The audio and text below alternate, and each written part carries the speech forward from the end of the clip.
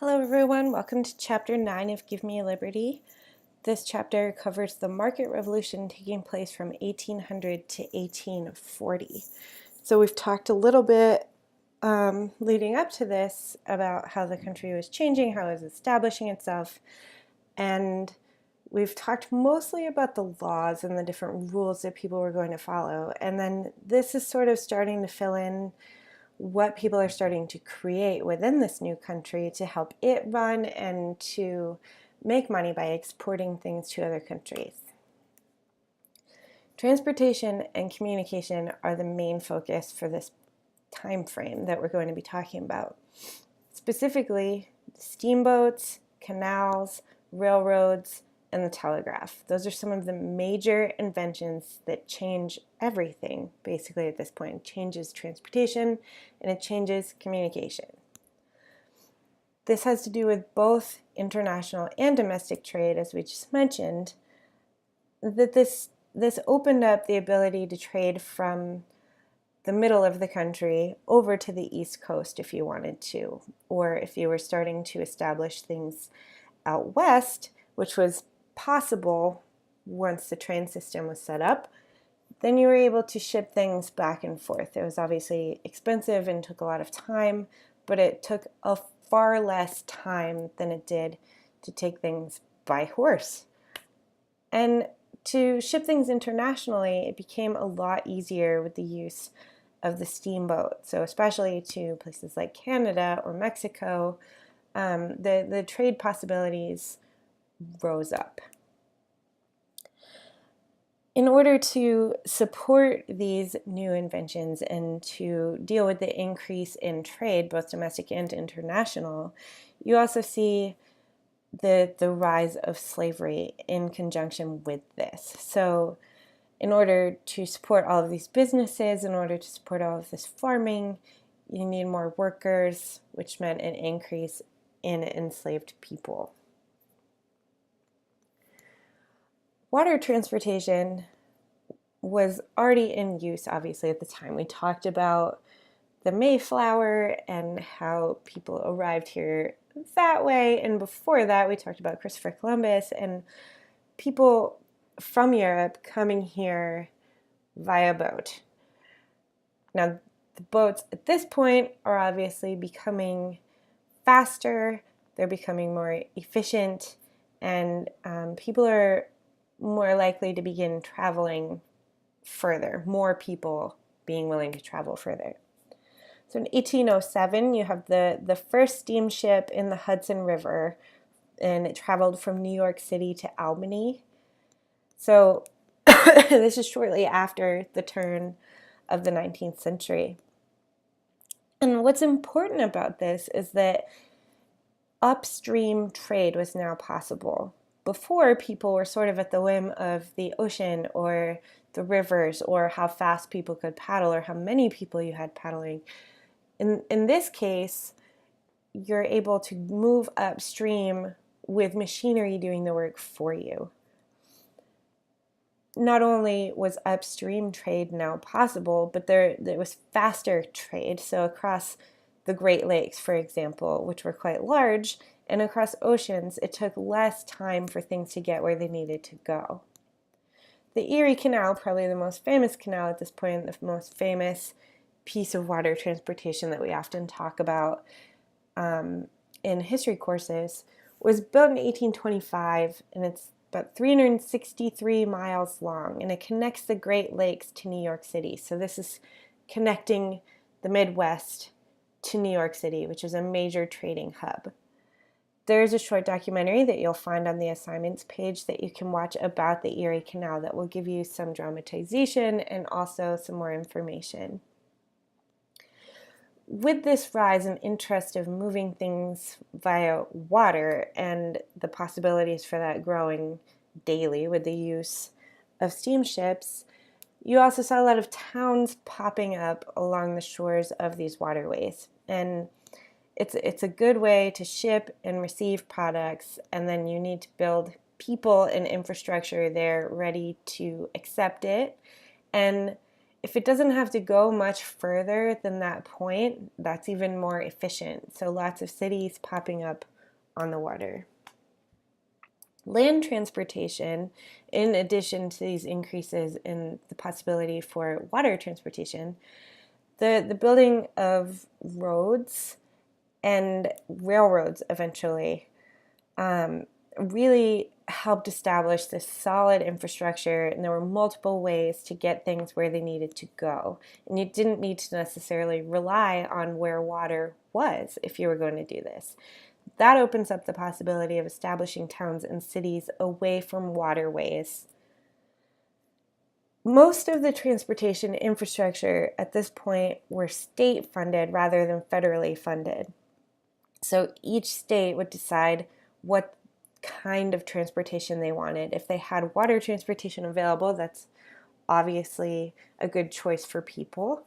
But also the railroads were going to become quite popular throughout this time frame. The reason that railroads are so popular is this really does open up the interior of the country.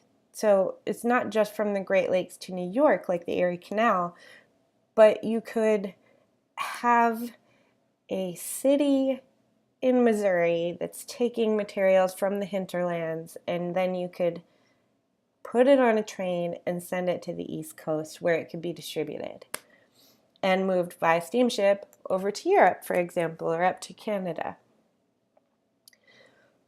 In order to support this interest in the railroad, you saw a boom in mining at this point. So they needed not only to obtain fuel for the railroads themselves, for the trains themselves, but you also needed to create the tracks.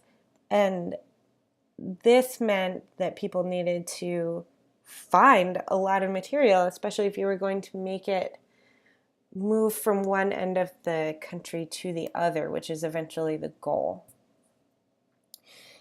In 1833, you have the South Carolina Canal and Railroad, which went from Charleston to Hamburg, and this was the first long-distance line of railroad. We know that eventually it does reach from the East Coast to the West Coast, but it had to start somewhere, and that was the first piece of the long-distance track. Another point of interest in order to support this boom in economic activity was the telegraph. This allowed people to communicate with each other about these shipments and about their interest in building a railroad or building a canal, or if they were shipping the materials to do either one of those things, they could communicate with each other much faster than letter. This was a relatively instantaneous communication, and it allowed that sort of relatively instant communication from, say, New York over to Missouri, for example. So people could communicate about those things that were being shipped from that city in Missouri that gathered the things from the hinterlands and then put them on the train and were going to send them. They could tell them when it was going to arrive as soon as they sent them off. Samuel Morse in the 1830s had created this technology, hence Morse code. And you'll see to the right here that you have the letters and how they were set up, and they would create electrical impulses that would then create this set of lines and dashes on the other side for people to be able to read them and translate them into words. In 1844, this began to be used for commercial operation, like we talked about with business tool. And it started out as a business tool, but quickly became to include personal communications as well, when people realized that they were able to communicate over long distances and not just through letters. And one point of interest, if you think about it, is that this would also come in handy during warfare. So we talked about how in the Battle of New Orleans, they had ended up fighting this battle following the end of the war because they weren't aware that the war had actually ended. So if you could instantly communicate with people, you'd be able to communicate that a treaty had been signed, a truce had been called, some sort of ceasefire had been established, and no more extra battles following the end of a war would happen at this point. There's a video that you'll also find on the assignments page that shows how the telegraph works, and how it was originally metal or wooden plates that would be put into this trough that would then create this pattern of electrical impulse that would be sent. So please watch that. It's really interesting. It's sort of a it is sort of a dull video, but it does give you this visual of how it works. So with all of these increases in transportation and communication, you have this desire to go west that had been sort of present from the beginning. Remember, they'd had to tell the colonists that they couldn't move past the Appalachian Mountains because many of them wanted to keep moving west. This opened up the possibility for more people to move to the middle and west of the country.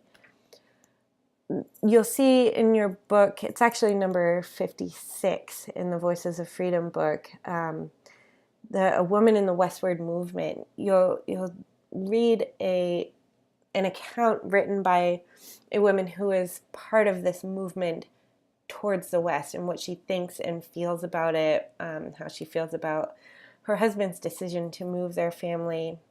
And it's important to get first-person experience. Not only did people choose to move west, but there were people who were also forced to move west. So enslaved people were also moved to the west to support the farms that wealthy people were attempting to set up along the way. And mostly this happens within the southern states, and we begin to call this the Deep South as we're moving into Alabama and further west.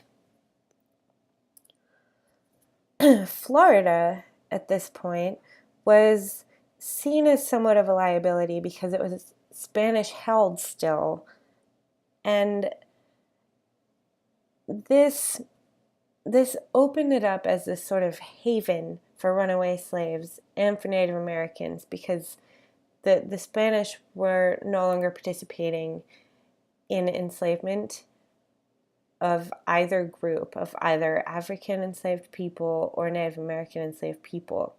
And they were told that if they could make it to Florida, that they would have the opportunity to live in freedom. The United States was really interested in having Florida so that they could move from what they saw as the top of the United States all the way down to the bottom, and they were almost there at this point. The Seminole Indians were the largest population of Native Americans in the area, and they were actually hostile to the U.S. government and to the people of the United States.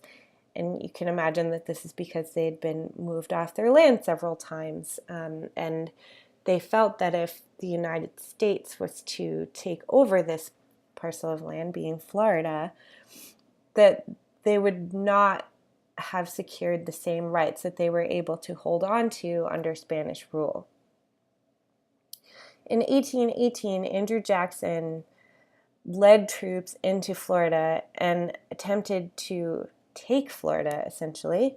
While on foreign soil, because it was Spanish held at this point, he actually executed 2 British traders and several Native American leaders, and this was a huge international snafu. People were upset both in England and in Spain, as well as Native American groups, because they saw the U.S. as being particularly ferocious in their approach to attempting to obtain more land. In 1819, in what is called the Adams-Onis Treaty, Florida was finally sold to the United States. So following that point, Florida is now part of the United States, and as you can imagine, the rights and citizenship levels and freedom levels that were found within the rest of the United States then expanded into Florida. Cotton pops up at this point, and a little bit before the turn of the 19th century, as this extremely important crop, financially speaking, and it replaced tobacco as the most important crop.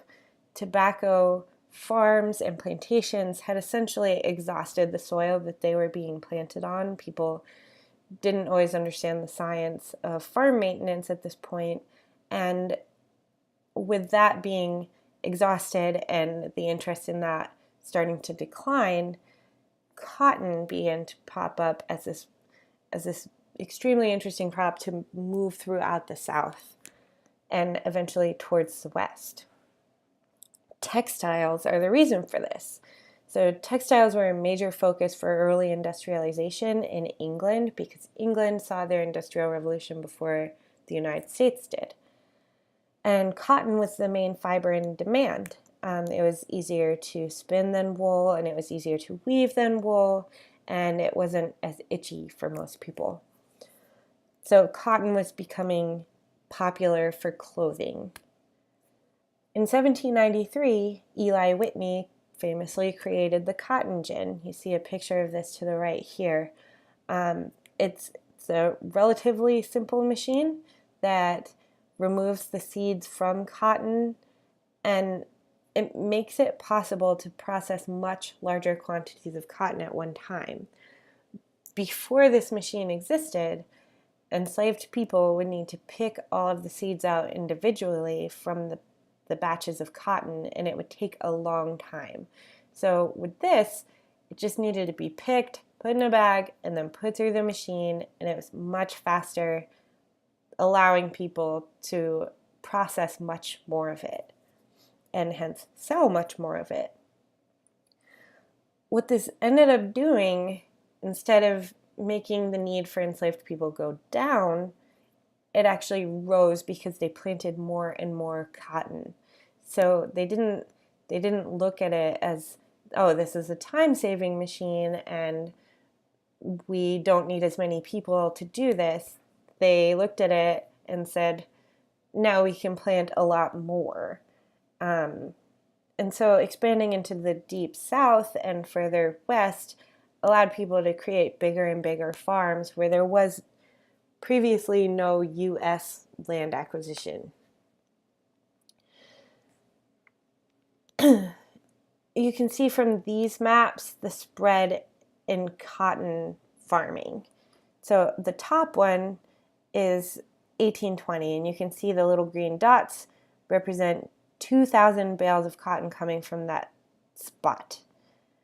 And in the bottom, that's 1840, and the green dots represent the same thing. So you can see them not only moving more towards the west, but becoming much more numerous.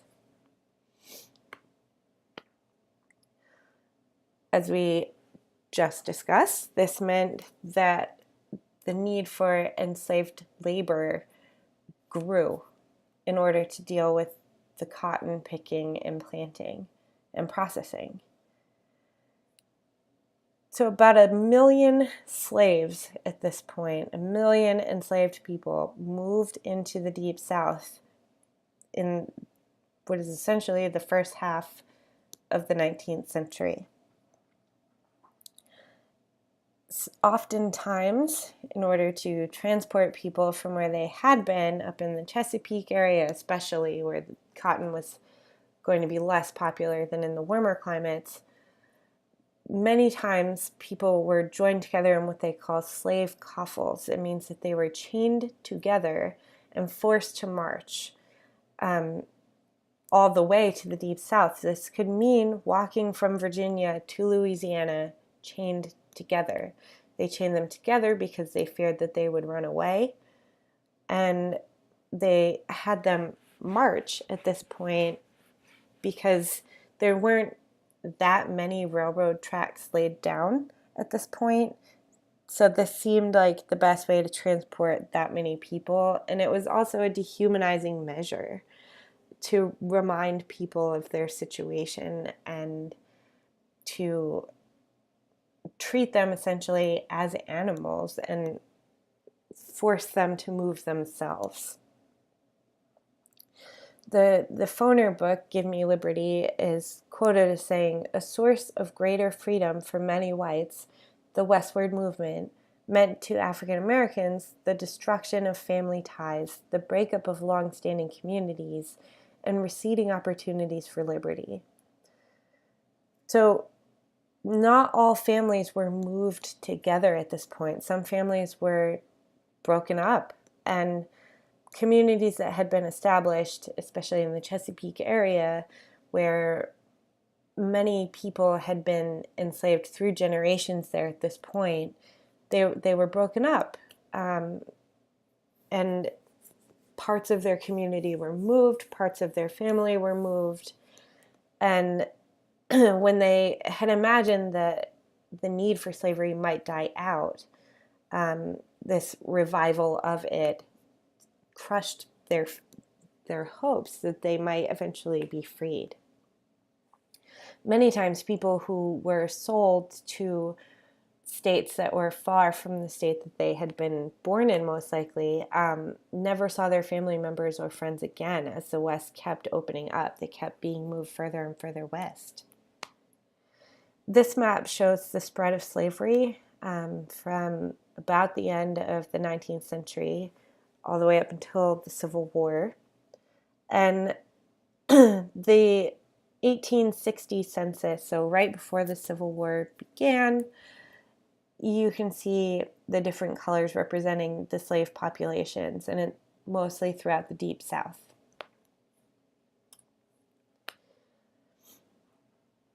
What this allowed the country to do is participate in a market economy in a way that they hadn't really before.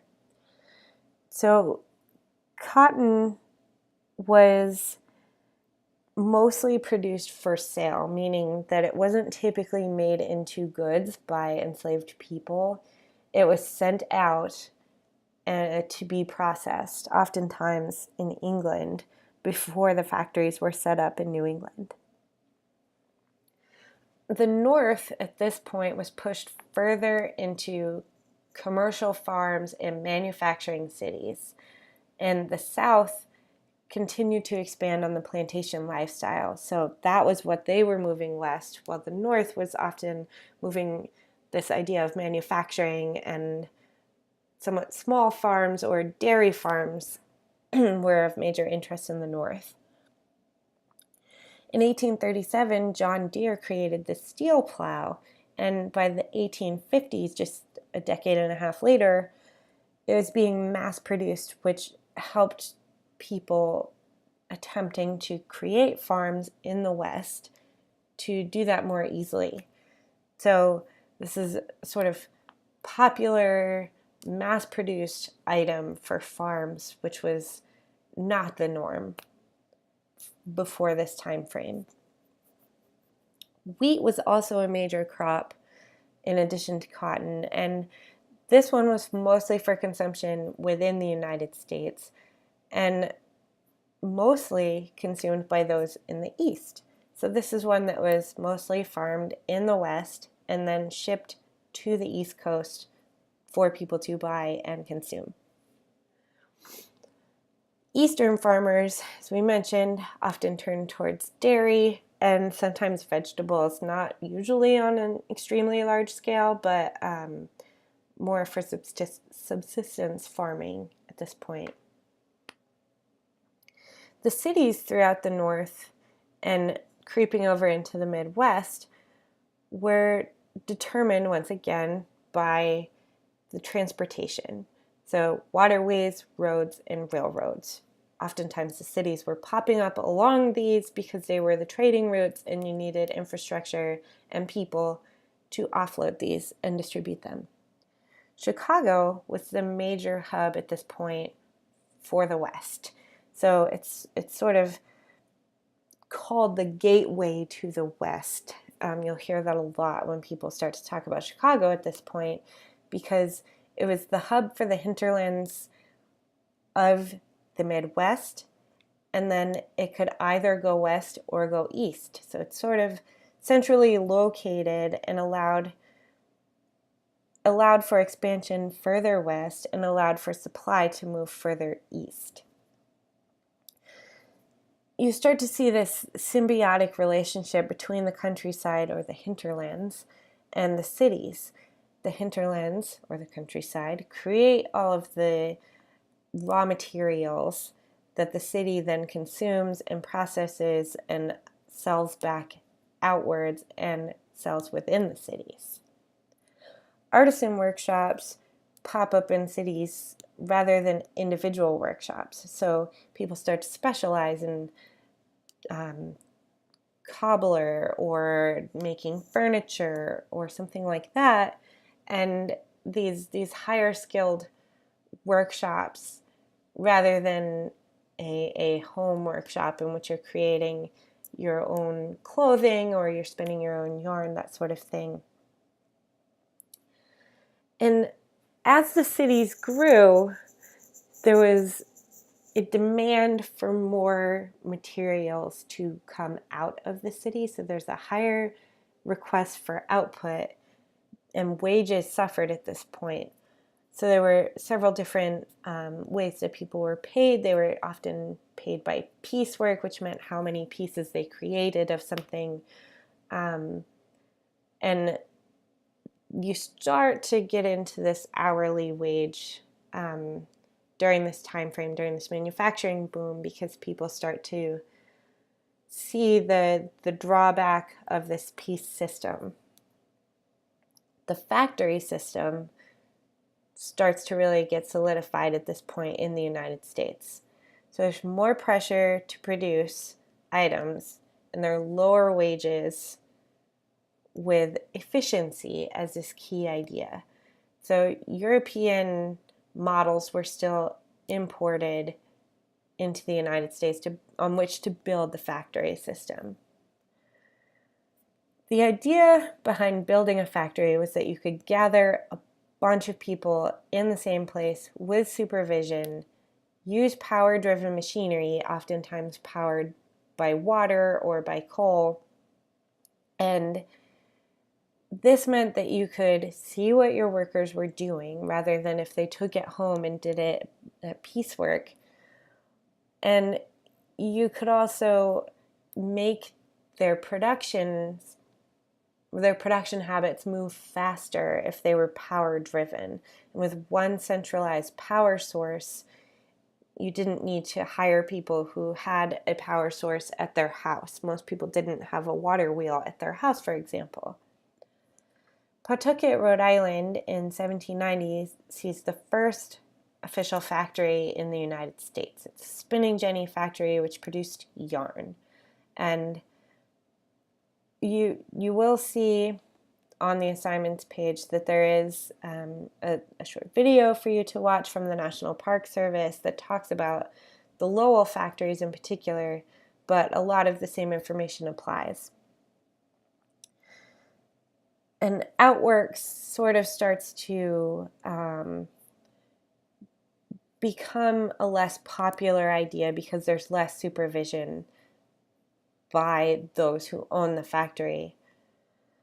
These were things that women could take home with them to make if they were going to sew clothing together, if they were going to spin yarn, for example. And it was useful if they had children that they still needed to watch. But again, this started to go away with the rise of the factory system. In 1814 in Waltham, Massachusetts, you have the Cotton Power Loom Factory. And this pops up following the War of 1812 and this fallout with England and the need for creating cotton textiles within the United States. So before that, as we talked about, the cotton that was picked in the South and moving towards the West would be shipped out to England to be made into textiles. not being on good terms with England meant that they wanted to start to create the textiles for themselves within the United States. In 1836, Lowell, Massachusetts, the most famous factory mill town in American history, started to work on their own factory system. They started to improve on the models that were already in existence at this point. By 1850, there were 52 mills with over 10,000 workers in Lowell, Massachusetts. This was huge, much bigger than most of the other locations within the United States. What they really depended on and what's useful throughout New England were waterfalls. Waterfalls create what they call the fall line, and this is the waterfalls were used to power machinery. So if you fell in this fall line and you could grab power from the force of water, this allowed you to create a lot of product without needing to pay for a power source over and over again. You'd buy a water wheel one time or build the water wheel, and that would continue to provide you power rather than buying coal over and over and over again or buying wood over and over and over again. In the 1840s, steam power was introduced as a way for factories to function away from the rivers. So this is a use for coal or wood, and it's the same sort of technology that you found within the steam ships. What the US system ended up doing was creating what was called the American system, which meant that there were interchangeable parts to make a whole, meaning that you could piece things together to create a whole rather than needing to create one entire item per worker. You could make a bunch of different pieces and then it could eventually be put together. The workers at this point started to really think about their situation. Clocks started to become important, interestingly, because you had to clock in and clock out of work so that people knew how long you had been working. If you were going to be paid an hourly wage, people needed to know how many hours you put in. The days for most workers were essentially sectioned off into 3 pieces. So you had work, home, and leisure time. One of these would typically be spent sleeping. They sort of thought about these 8-hour segments. So 8 hours for work, 8 hours for sleep, and 8 hours for what you will. The what you will means leisure activities. So if you could manage to just work 8 hours a day, which a lot of people didn't, most people didn't, if they were working within the factory system, they did really want to just be working 8 hours a day for the most part. But if you were able to work 8 hours and you had time to sleep for 8 hours, then you would also have this 8 hours to do with as you please. So you would be able to spend time with your family. There were leisure options rising up, amusement options rising up at this point. And you saw people trying to take advantage of that and expanding their horizons. Most people, however, still needed to work far more than 8 hours a day. It was the ideal if you were going to be able to just work 8 hours a day. Wages at this point started to become commonplace, where people were no longer having their own small farms that would support their families. They needed to make money so that they could purchase food and goods from others who were creating them. And this system of working and having more supervision while you were working meant that most people were somewhat torn about this. They did want to make money, they wanted to be able to purchase things, they wanted to be able to provide for their families, But this went against this basic idea of freedom that had been talked about for a couple hundred years at this point. Many people had stopped being interested in indentured servitude, for example, because they didn't like the idea of working for somebody else. So this is obviously only free people who had the choice to work for somebody else. But this whole concept of freedom and liberty was wrapped up in whether or not they were really free if they were working for somebody else to get money back. So there are lots of philosophical debates at this point about what freedom means, and it continued to evolve as it continues to evolve even now. Women started to see some opportunities open up with this factory system. Married women, still under coverture laws, their wages were still under control of their husbands. So if they did make money at a factory, their husband legally owned their paycheck. Many women at this point complained of the money not really making it back to their family as a whole, and instead being spent on alcohol and trips to the pub and things that were not helpful to the family. And oftentimes women went to work because there was a poverty issue for the family. So without any legal control over their own wages, they began to protest about how many men were spending their paychecks that they had earned. Many women were working not only in the factories, but also as domestics, which means housekeepers, maids, that sort of thing, and seamstresses. Respectability was something that comes up at this point and was correlated with being able to stay at home. So the ideal situation, if you were going to be at the top of society, was that your husband would make enough money to provide for your entire family, and you would remain at home to tend to the house and tend to the children. This is only the case if the men were receiving what's called the family wage.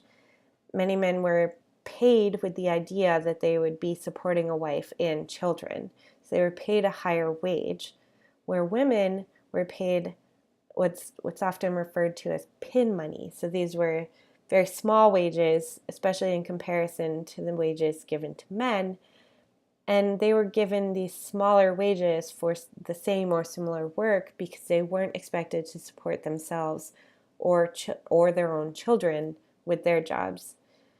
The problem with this is many of the women going into these situations, into work, were doing so because their family was experiencing financial hardship. So if their husbands were hurt, injured, and couldn't work in the factory system, or if they just weren't making enough money to support the family, the women were trying to contribute and support the family, but if they're being paid very small wages for the same or similar work, they were protesting that this was unfair to them, that they were being paid lower simply because they were women. And we know that this has been an issue essentially this whole time. So this is where you start to see people really protesting about this, different women speaking up. And it's still an issue that we deal with today in 2019. You will read in the Voices of Freedom book the complaint of a Lowell factory worker. So this is a firsthand experience discussing what it was like to work within the factory system. And you'll also see on the assignments page that the short documentary about the Lowell Mills is there for you also. That's from the National Park Service. The opposite of women going to work outside of the home, this concept of domesticity. So traditional work from home went to the factories. So more women were going outside of the home for work. It wasn't everybody, and it was only particularly the lower classes that had less financial income who needed to then send women out also.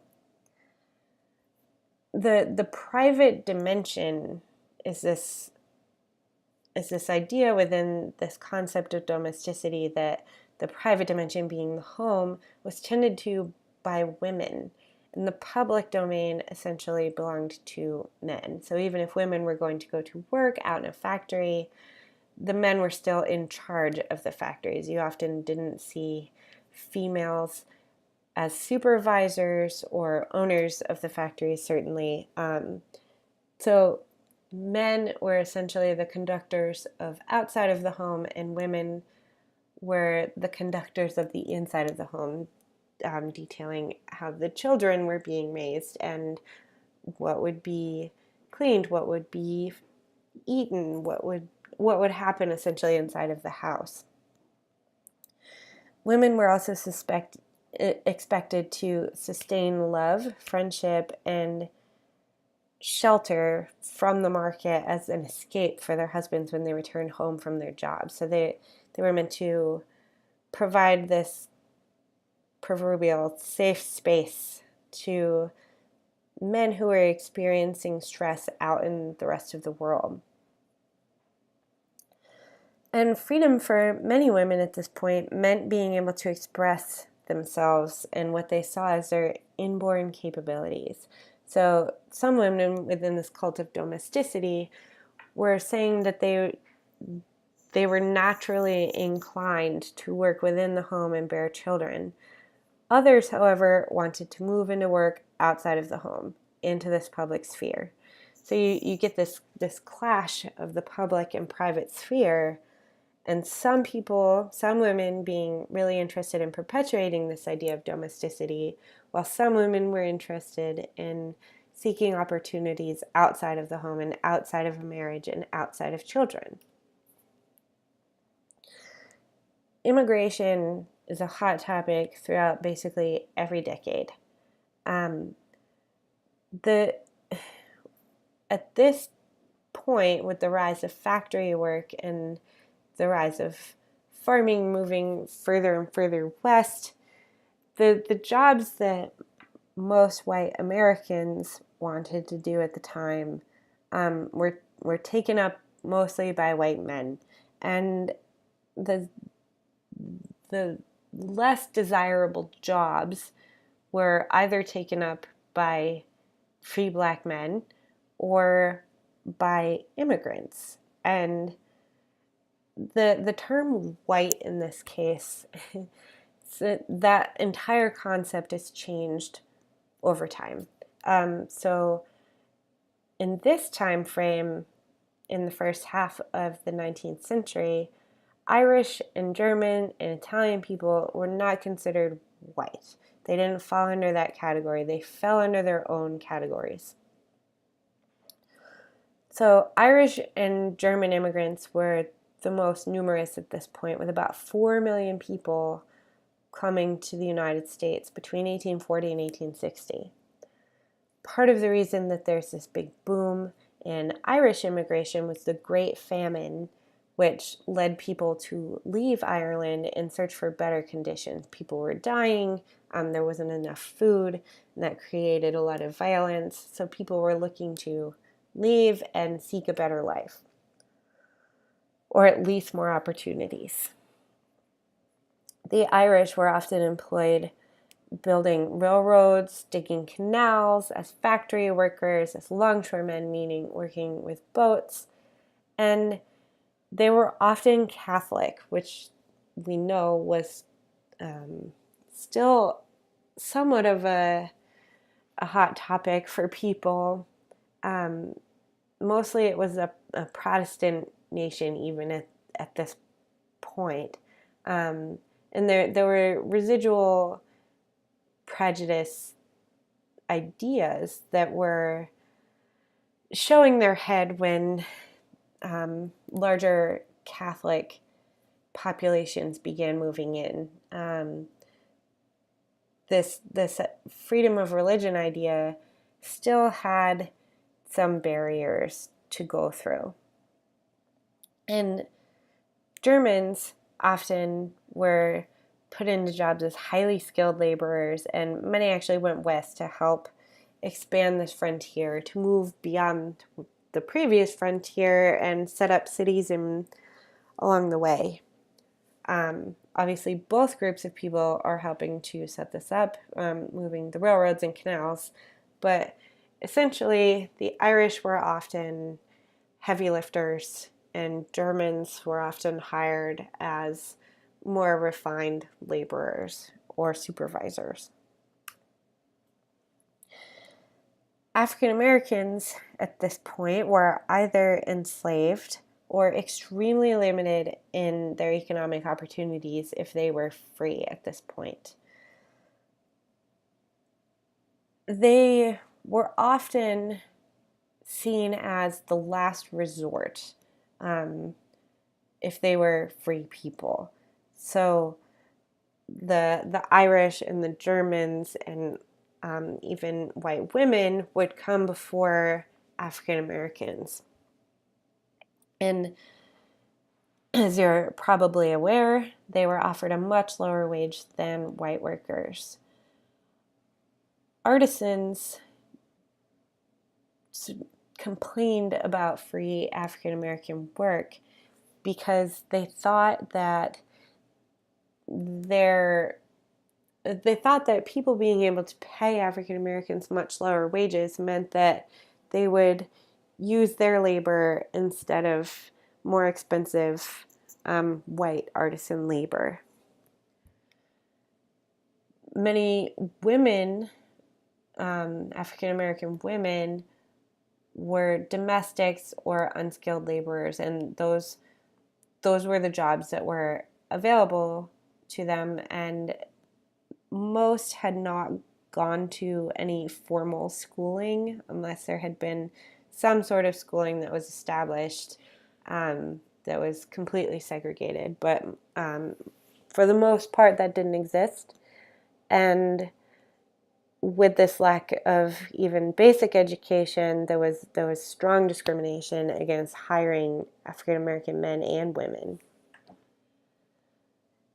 And with this expansion towards the West, there were many white Americans who attempted to keep Black Americans out of the West, hoping that they would create these societies without what they deemed to be undesirable elements.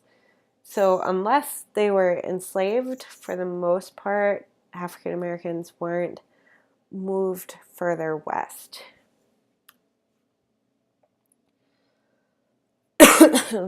With this influx of immigrants and this continued disdain for African Americans and African enslaved people,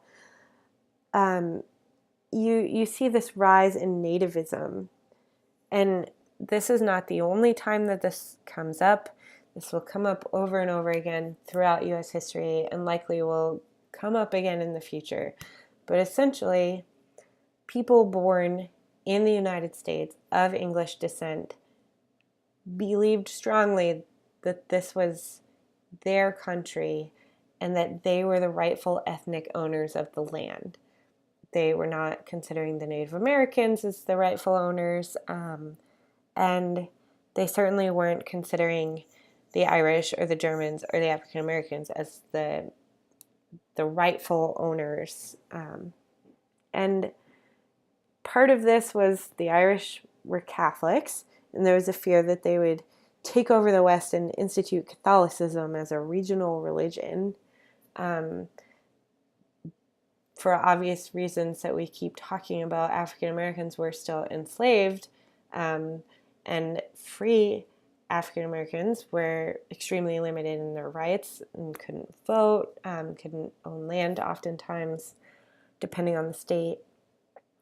And part of this concept of nativism is this xenophobia, this fear of the other. So immigrants were blamed for crime, corruption, said that they participated in excessive imbibing, which means they got drunk a lot, and for creating starvation wages. So by them being able to, by factories and big companies being able to pay these people less money, it was deemed their fault for taking the lower wages, even though that's all they were offered. And you saw all sorts of propaganda pictures. You saw different political groups popping up and supporting this nativist idea. This is taken to the extreme eventually. We'll keep talking about this throughout this semester, and if you take U.S. History 2, you'll continue to talk about it. You can see even in today's culture, there are neo-Nazi rallies in which people espouse a lot of these same ideas. Manifest destiny is a term you're likely familiar with. This was coined by John O'Sullivan, who's a New York journalist, and he thought that there was this divinely appointed mission to occupy the North American continent, so from coast to coast. And many people went along with this idea that there was this sort of supernatural cause behind them. There was God supporting them in moving from one coast to the other, and for European Americans to take over the land. European powers and Native Americans were perceived as the last obstacles for this manifest destiny, for moving across the entire nation. So the Spanish and Native Americans. There was this serious romanticization of the West as truly free. People believed that if they could get there, they would live this free life. They would have limited rules. They would be able to create their own destiny, basically. The reality is, it took the oppression of many different groups of people in order to make it free for white men who moved there. It took taking land away from the Spanish in Mexico and moving enslaved people, in addition to moving out Native American people. Part of this interest in self-realization and moving into a more challenging territory and gaining more freedoms, coupled with this is this idea of individualism. So people were looking at themselves and believing that self-reliance was extremely important and distrust of the other was ideal. So you couldn't always count on other people to do something right or to do things as well as you thought that you could. The Transcendentalist movement sort of ran counter to this serious interest in financial gain, but is also within this umbrella of individualism. So what they believed was that nature, instead of wealth, could fulfill somebody. So personal growth, individual thought were extremely important, and it helped people believe that they could go outside of the norm while still remaining within some traditions. So they could have these new ideas, these back to nature sort of thoughts, and this seeking fulfillment outside of the factory, outside of the massive farms, outside of the plantation system, and with this time to really sit and think about things. If you were receiving a wage, or if you had a lot of money already and didn't need to work, and you could just simply purchase things and not have to go outside and farm all of your food, people had more and more time to sit and think and philosophize. So there's also a documentary about Thoreau that you'll find on the assignments page. It's pretty short, but gives you a decent overview of the basic idea of transcendentalism. The sphere of concern, if you want to call it that, began to shrink. So people started to look at their friends and family rather than the greater good of the society at large. They started to see people become more nuclear in their attention and less concerned about their neighbor 2 towns away. Privacy was a new concept at this point. People started to think that they could have their own time, have their own activities, and not necessarily have everybody know what they were up to. And this has to do with people experiencing more and more in these smaller groups rather than in larger groups and out in public. With all of this rise in technology, all of this rise in interest in worldly things, in making money and spending money, you started to see a decline in attendance at church again. What this did was cause those who were still participating in religion in a deep way to begin to evangelize once again. So moving from place to place to start talking about religion and try to revive these movements. So this is when you see the second Great Awakening. The first was in response to Enlightenment, and this is in response to this sort of market boom that we've been talking about. Christianity was the key to this movement, the second Great Awakening, and what they were hoping for was that this would replace any sort of agnosticism or secularity that was present in public life at this point.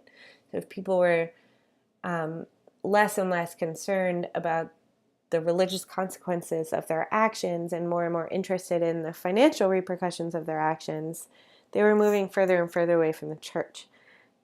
So one thing that those still involved with religion were starting to do, specifically Christianity, they were trying to create this larger sense of community that was being lost.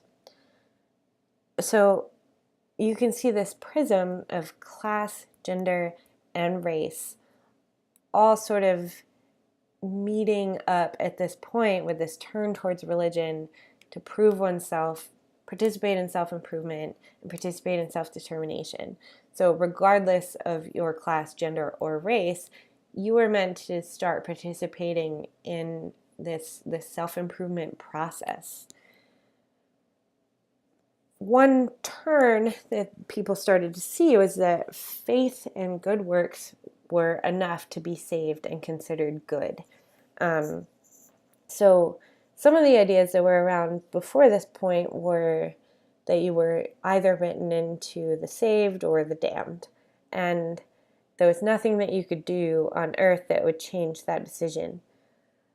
So this idea that you could do good things, you could really believe in this religion, and that would mean that you would be saved and that you would go to heaven essentially once you had left earth. Mormonism started as a religion at this point also. It was the 1820s when Joseph Smith, the leader and creator of Mormonism in upstate New York, translated the Book of Mormon from golden plates that were shown to him by an angel. So this is the baseline story for the creation of Mormonism. And one thing that Mormons believed was in the second coming of Jesus. and they believed that it would happen within the United States. So this also lends itself to this quest of manifest destiny, in that if European Americans were to take over the United States, they would be ready to receive Jesus when he returned. They also believed in not drinking or teetotaling, and family centricity, so importance of the family to the individual, and at the beginning believed in polygamy, with men having multiple wives, not wives having multiple husbands, but just men having multiple wives. John Smith, the founder of Mormonism, was killed in jail after being arrested during a riot. And Brigham Young took over the movement and took the people who were believers out to Salt Lake City, which was not part of the United States at the time. So he took them outside of the United States. Of course, we know eventually this does become part of the United States, and it's actually still the hub of Mormonism within the United States. So you have this whole movement within the financial sector. You have movement for all of the workers. You have this religious idea popping up again. So you have all of these changes, both financially and socially, for people, and it sets up this further discussion of what does freedom mean, what do people deserve, and what should they have access to. So some of the pieces that you're going to read for this week, out of the Voices of Freedom book, you have The Complaint of a Lowell Factory Worker, A Woman in the Westward Movement, and Henry David Thoreau's Walden, a piece of that. So please read those and write your response based on one of those. And next week we'll move into the same time period, so we'll be doing an overlapping time frame, but we'll be talking more about the politics of that time frame, and how that affected these movements and creations, and this progress and resetting of progress at the same time.